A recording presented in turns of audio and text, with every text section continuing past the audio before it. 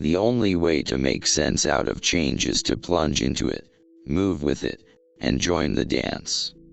Things are as they are. Looking out into the universe at night, we make no comparisons between right and wrong stars, nor between well and badly arranged constellations.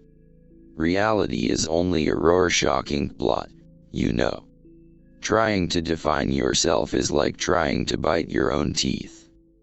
But I'll tell you what hermits realize. If you go off into a far, far forest and get very quiet, you'll come to understand that you're connected with everything. I owe my solitude to other people. Unless one is able to live fully in the present, the future is a hoax. You are that vast thing that you see far, far off with great telescopes. Zen does not confuse spirituality with thinking about God while one is peeling potatoes. Zen spirituality is just to peel the potatoes. But to me nothing, the negative, the empty, is exceedingly powerful. The reason we want to go on and on is because we live in an impoverished present. So what is discord at one level of your being is harmony at another level. In other words, a person who is fanatic in matters of religion, and clings to certain ideas about the nature of God and the universe, becomes a person who has no faith at all. The moralist is the person who tells people that they ought to be unselfish, when they still feel like egos, and his efforts are always and invariably futile. Technology is destructive only in the hands of people who do not realize that they are one and the same process as the universe. The religious idea of God cannot do full duty for the metaphysical infinity. To have faith is to trust yourself to the water.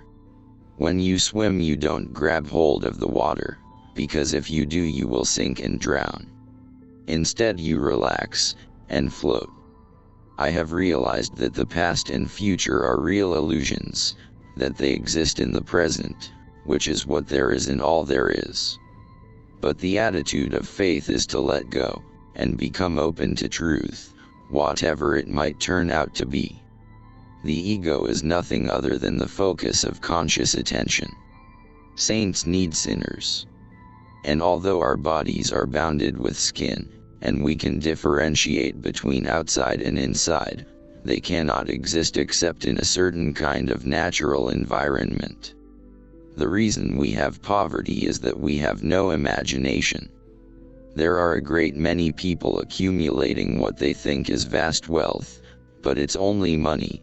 They don't know how to enjoy it, because they have no imagination. How is it possible that a being with such sensitive jewels as the eyes, such enchanted musical instruments as the ears, and such fabulous arabesque of nerves as the brain can experience itself anything less than a god? And the attitude of faith is the very opposite of clinging to belief, of holding on. We identify in our experience a differentiation between what we do and what happens to us. Some believe all that parents, tutors, and kindred believe. They take their principles by inheritance, and defend them as they would their estates, because they are born heirs to them.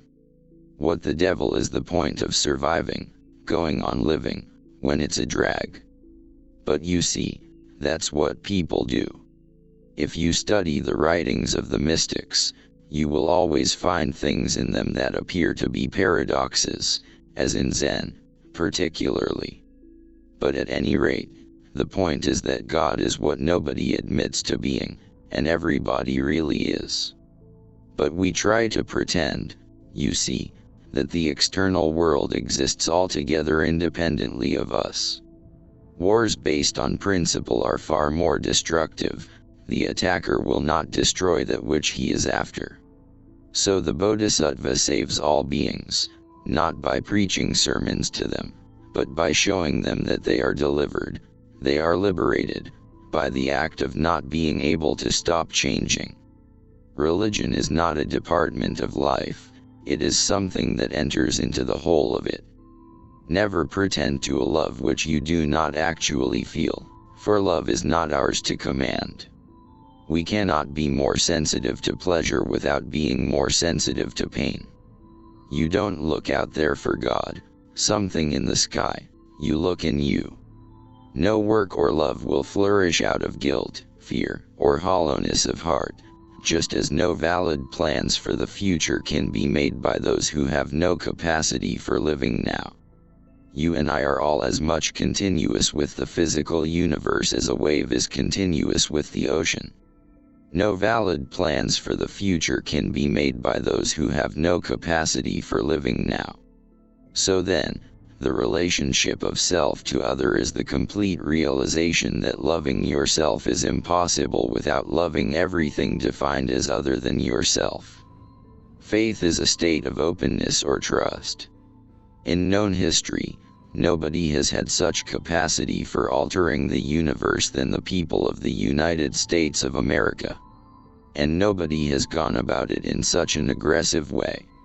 A myth is an image in terms of which we try to make sense of the world. The difficulty for most of us in the modern world is that the old-fashioned idea of God has become incredible or implausible. Omnipotence is not knowing how everything is done, it's just doing it. The myths underlying our culture and underlying our common sense have not taught us to feel identical with the universe, but only parts of it, only in it, only confronting it, aliens. The style of God venerated in the church, mosque, or synagogue seems completely different from the style of the natural universe.